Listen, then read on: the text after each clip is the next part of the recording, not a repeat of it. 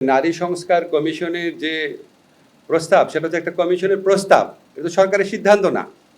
ঠিক আছে, আমাদের যতগুলা সংস্কার কমিশন হয়েছে সবগুলোর ব্যাপারেই কিছু না কিছু ক্ষেত্রে ভিন্নমত এসেছে। তো নারী সংস্কার কমিশনের যে প্রস্তাব সেখানেও ভিন্নমত থাকতেই পারে।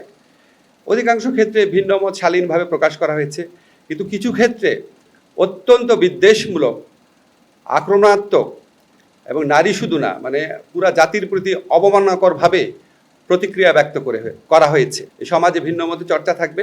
আমি শুধু আপনাদের এটা নিয়ে আর কিছু বলবো না, শুধু একটা কথা বলে দিই, আমাদের যে কোনো ধরনের বড় সংস্কার রাজনৈতিক ঐক্যমত্য ছাড়া বাস্তবায়ন করা হবে না। এবং আরেকটা জিনিস খেয়াল রাখবেন, এটা একটা সংস্কার কমিশনের প্রস্তাব, সরকারের সিদ্ধান্ত না।